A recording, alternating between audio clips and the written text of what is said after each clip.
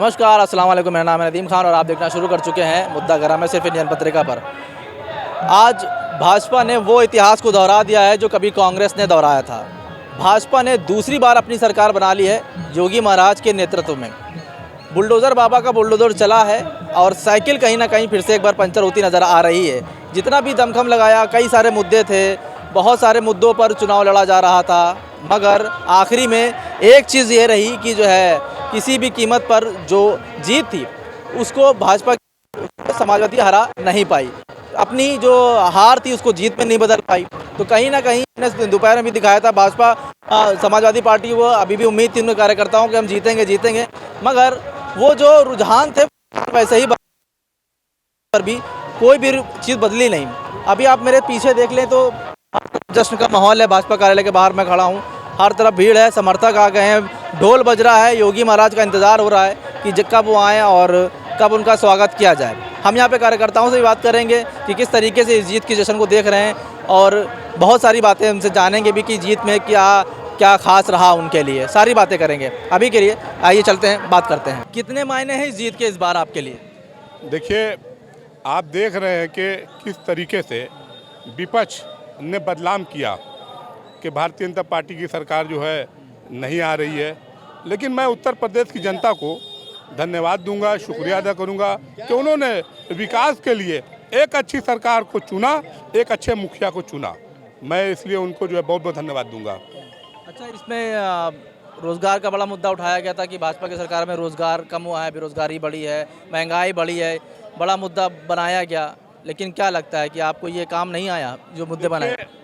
Samajwadi party के गुंडे किस हद तक, किस तरीके से वो गिरे आपने देखा होगा। लेकिन उत्तर प्रदेश की जनता ने एक अच्छा नेता चुना, एक अच्छी सरकार चुनी। और रहा सवाल महंगाई का, तो आप महंगाई की आप बात करेंगे तो महंगाई होती तो आज की डेट में आज लोग इतनी मोटरसाइकिल हो, इतनी चीज़ें हो, कभी हुई है? आप मेरे बात बताइए। तो ये विरोध उसका करने का, परेशान करने का, ये बदनाम करने का विपक्ष का ये काम था। और एक चीज़ मैं आपको बता दूं, हर घर में एक एक बच्चों के पास एक एक मल्टीमीडिया मोबाइल है। आप देखिए, पहले कितना लोगों को जाना पड़ता था कि लोग बैठते थे, लेकिन आज ये मोदी जी की देन है कि हर घर में इंटरनेट है, हर घर में मोबाइल है। तो कहाँ महंगाई रह गई भाई, बताइए। अखिलेश तो कहते हैं बाबा को मोबाइल चलाना नहीं आता है, लैपटॉप चला नहीं पाते हैं। देखिए, अखिलेश को तो नकार दिया गया था 17 में ही। अखिलेश को सरकार नहीं, पब्लिक ने नकार दिया था। और बाबा जी का अखिलेश मुकाबला कर सकते हैं? आप बताइए। कभी बाबा जी और कहाँ अखिलेश? अखिलेश ना अपने बाप के हुए, ना अपने चाचा के हुए। क्या वो किसकी बात करेंगे? कोई मंच पे खड़ा होता है, स्वामी प्रसाद मौर्य जी को वो ढकेल देते हैं अखिलेश। जब स्वामी प्रसाद मौर्य जी मंच पे जाते हैं, अखिलेश उनको ढकेल देते हैं। पहले वो तमीज़ सीखे, उसके बाद वो बात करें कि बाबा जी को चलाने मोबाइल आता है कि नहीं आता है। अच्छा, एक चीज़ है कि जितनी सीटें अभी समाजवादी की आई हैं, तो लगता है कि इस बार विपक्ष भी थोड़ा सा मजबूत बना है और कुछ ना कुछ तो वोट कन्वर्ट हुआ है उनकी तरफ, तभी इतनी सीटें आ पाई हैं।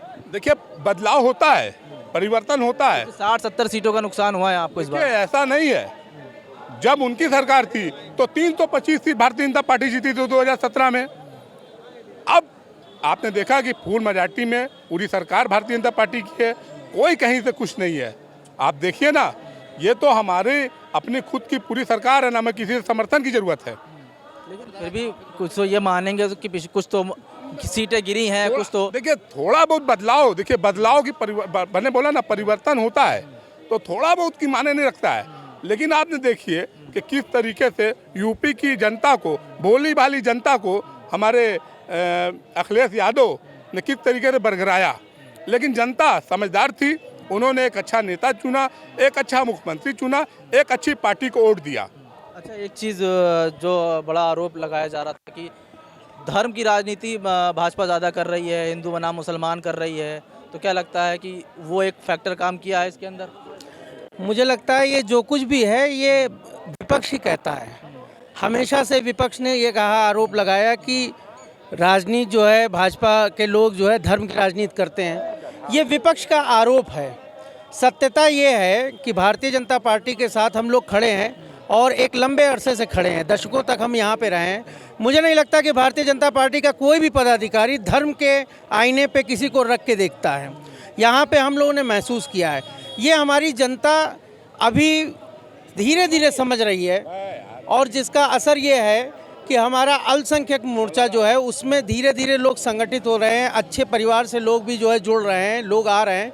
और मुझे लगता है कि इस बार की जो जीत है, इस जीत के बाद आपको देखने को मिलेगा कि अल्पसंख्यक समुदाय से भी ज़्यादातर लोग भारतीय जनता पार्टी में आ जाएंगे। इस बार के विकास के नारे पे जो हम लोग काम करने जा रहे हैं, इस पे आप देखिएगा, चाहे वो मदरसे का मैटर हो, मैं खुद मदरसे का सदस्य हूँ, मदरसे के मैटर में आप देखिएगा हम लोग कुछ ऐसे स्टेप ले रहे हैं, कुछ ऐसे कदम उठा रहे हैं जिसमें अल्पसंख्यक समुदाय हमारी तरफ अपने आप रुझान बनाएगा। एक चीज़ ये सवाल है कि जैसे कि बहुत सारे आपकी पार्टी के नेता दरअसल बोलते हैं मदरसा आतंकवाद का गढ़ है, बोलते हैं मदरसे से आतंकवादी निकलते हैं, मदरसों को बंद कर देना चाहिए, मुसलमानों से वोटिंग राइट्स छीन लेना चाहिए, तो कहीं ना कहीं ये निगेटिव चीज़ें भी तो जाती हैं भाजपा के पक्ष में। ये निगेटिव चीज़ जो आप कह रहे हो, जिसको कि आप निगेटिव चीज़ जाती है, ज़्यादातर मैंने ये पाया है। मैं एक जिम्मेदारी से ये बात कहना चाहता हूँ, मदरसों में अभी तक जो मदरसों की जो प्रणाली बनाई गई थी और जिस हिसाब से मदरसे बरसों से चल रहे थे, उसमें अगर आप खुद देखेंगे, जाकर ग्राउंड पे जाकर अगर देखेंगे, एक ज़िले के अंदर अगर 100 मदरसे रजिस्टर्ड हैं तो उसमें कम से कम ये मान के चलिए कि 60 मदरसे बिल्कुल वैसे संचालित हो रहे हैं जिस पे कोई जो उनका पता नहीं है, कोई उनकी मतलब आप ये समझ लीजिए उनकी क्रियाकलाप जो है वो संदिग्ध है। जो बाकी के मदरसे हैं जो अच्छे से चल रहे हैं, जो नियमावली के अनुसार चल रहे हैं, उन मदरसों में लोग बच्चे जो पढ़ रहे हैं वो आगे जाएंगे भी।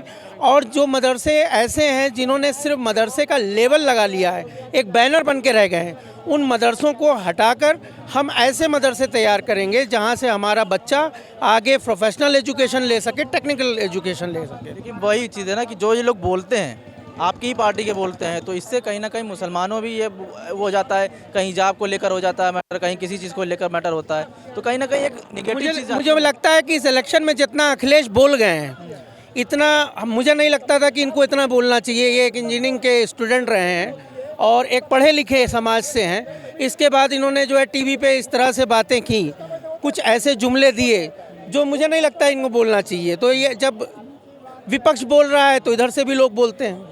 तो ये इस बार आप अब 2024 का आ गया, अभी गुजरात का इलेक्शन है, तो अब तो गुजरात के इलेक्शन में लग जाएंगे। 2024 की तैयारी के हिसाब से अगर यूपी इलेक्शन को देखा जाए तो काफ़ी कुछ मायने रखता था, तो क्या लगता है कि इस बार के जो ये है 2024 का सफ़र अब आसान हो जाएगा? देखिए, मैं आपको बताऊं, 2014 में जब पूर्ण बहुमत से मोदी सरकार आई तो लोग ये कयास लगा रहे थे कि ये अचानक हो गया, उसमें भ्रम पैदा कर रहे थे। लेकिन जब 2019 में दोबारा वो सरकार रिपीट की तो लोगों को ये पता चल गया कि मोदी जी ने अपने दमखम से, अपनी क्रियाकलाप से, अपनी कार्यप्रणाली से लोगों के मन में अपना विश्वास बनाया और जिसकी वजह से वो दोबारा रिपीट हुए। रही बात योगी जी की, योगी जी जब 2017 में बन रहे थे मुख्यमंत्री तो हमारे विपक्ष ये चिल्ला रहे थे कि योगी जी आएंगे तो मुसलमानों को यहाँ से भागना पड़ेगा, यहाँ से उनको रास्ता लेना पड़ेगा।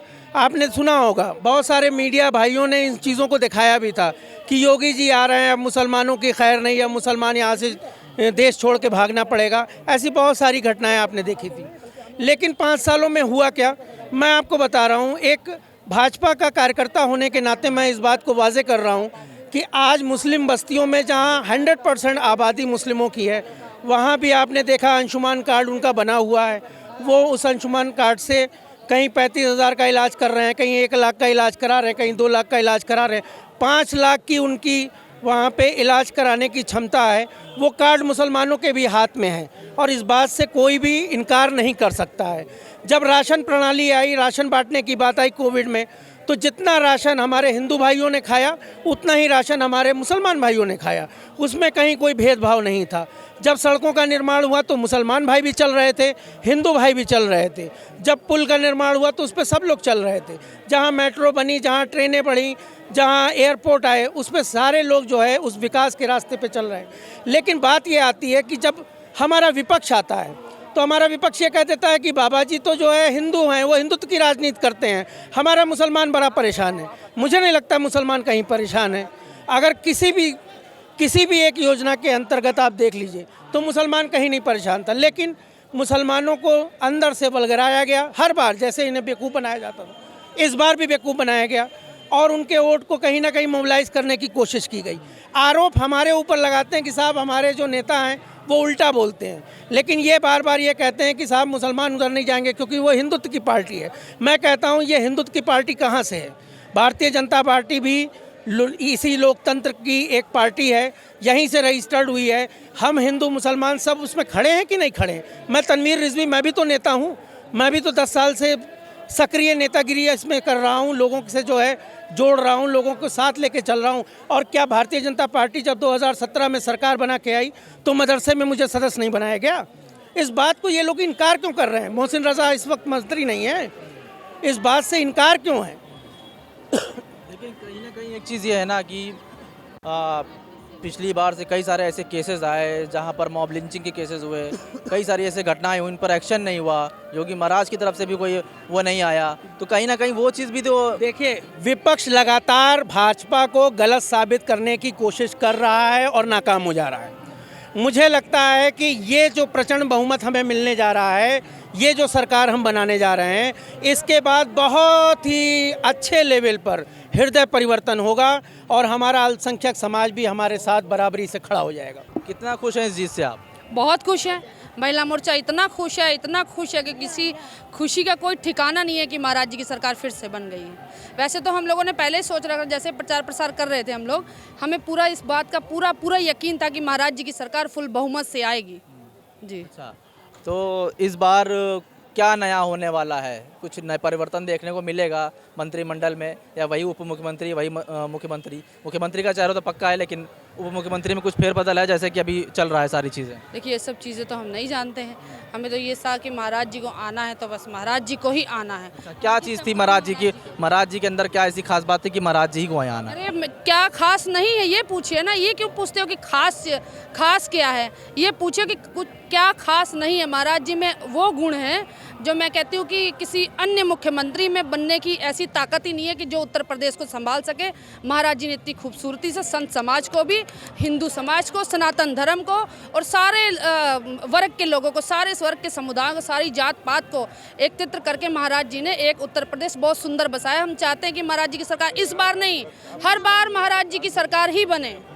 अच्छा, जैसे महिलाओं की सुरक्षा को लेकर बात हो रही थी और ये भी हुआ कि बहुत सारे ऐसे केसेस सामने आए, कुछ रिपोर्ट्स भी सामने आई जिसमें महिला के ऊपर क्राइम बढ़ा था, वो एक निगेटिव जा रहा था, तो लेकिन फिर भी आपको लगता था कि ये काम नहीं आया? जितने भी आंकड़े दिखाए गए, सब कुछ बताया गया, वो सब काम नहीं आया महिला? ऐसा कुछ भी नहीं है, वो विपक्ष की चाल थी।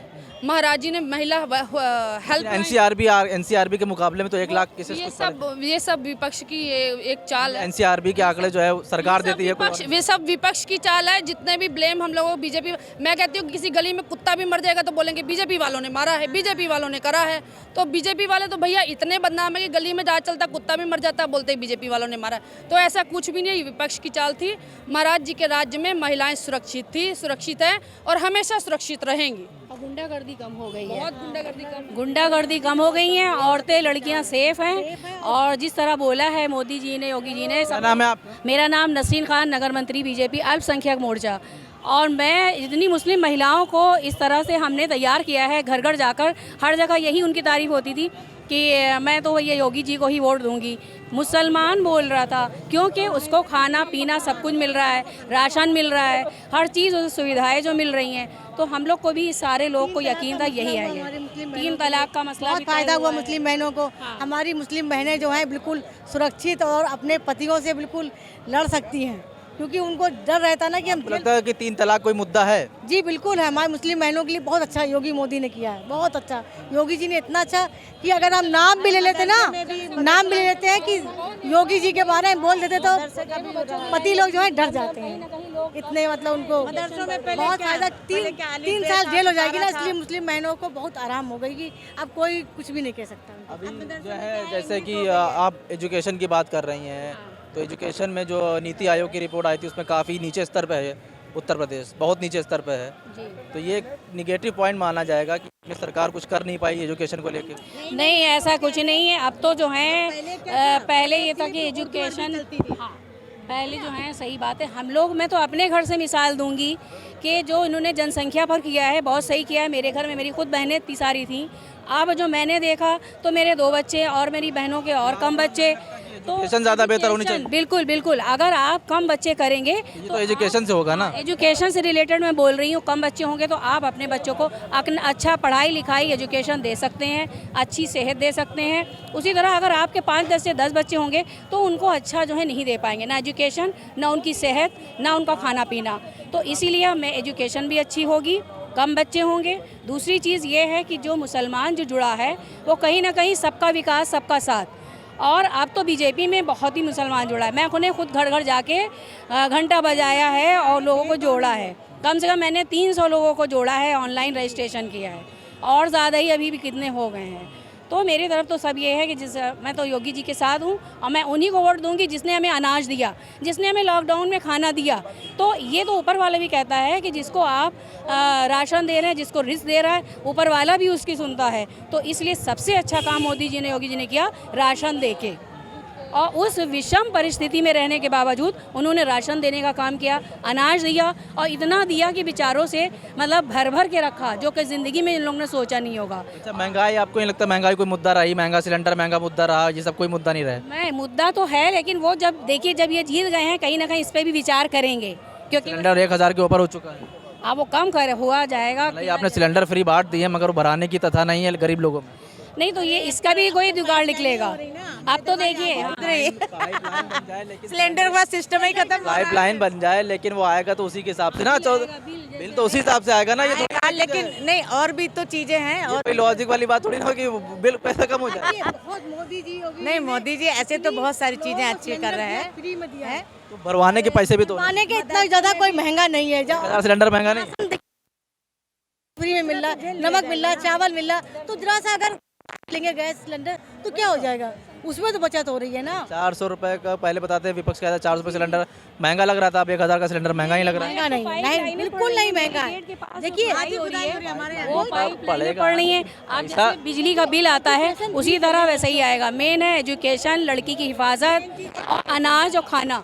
जब ये मिल रहा है तो मुस्लिम महिलाएं क्या, सभी लोग जुड़ गए हैं, बढ़ चढ़ के हिस्सा ले रहे हैं। मैं खुद मुस्लिम हूँ, आप समझ सकते हैं मैं कितनी उत्साहित हूँ मोदी जी के लिए। योगी जी अरबी चलती थी, सिर्फ उर्दू चलती थी। आज क्या है कंडीशन मदरसों में, कंप्यूटर, इंग्लिश, फिजिक्स, केमिस्ट्री सब आ रहे। पहले के बच्चों को ये सब मालूम ही नहीं था कि क्या होता है ये।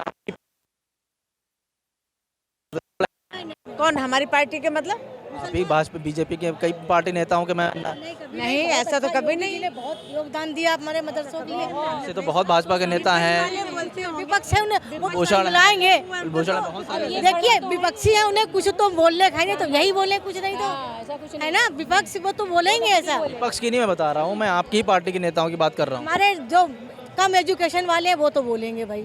और देखिए तो इन पर लगाम लगानी चाहिए ना सरकार। बिल्कुल, आज मदरसे के बच्चे बिहार में और यहाँ यूपी में IPS IAS बन रहे हैं। हमारे 2 बच्चे खुद डॉक्टर MBBS हैं, 2 मेरे बच्चे। मैं मुस्लिम महिला हूँ। जुड़ना चाहिए, आस्था से जुड़ो, लेकिन सारी चीज़ों की नॉलेज होना चाहिए मदरसों में भी। इसलिए योगी जी, मोदी मेरी जी तरफ तो जानकीपुरम के मस्जिद के शाही मस्जिद के इमाम जुड़े हैं। आप सोच लीजिए जिस तरह पंडित होते हैं उस तरह इमाम, जब इमाम जुड़े उनके साथ 300 लोग जुड़े, सब मौलाना पक्के वाले। जो 5 साल की सरकार चलने वाली है वो किस तरह से चलेगी, वो कैसे चलेगी, क्योंकि बहुत सारे प्रोस्पेक्टिव लगाए गए थे कि ये होगा तो वो होगा, ये आएगा तो वो आएगा, लेकिन अब सारी जो चीज़ें हैं, सारी जो चीज़ें हैं क्लियर हो चुकी हैं। भाजपा सरकार बनाने जा रही है, योगी महाराज मुख्यमंत्री बनेंगे। उप मुख्यमंत्री के लिए अभी भी पेच फंसा है कि क्या वाकई में वही उप मुख्यमंत्री फिर से आएंगे या कुछ चेहरों में परिवर्तन किया जाएगा। फिलहाल जो भी होगा हम आपको बताते रहेंगे। अभी के लिए इतना ही, नमस्कार, खुदा हाफिज़, जय हिंद।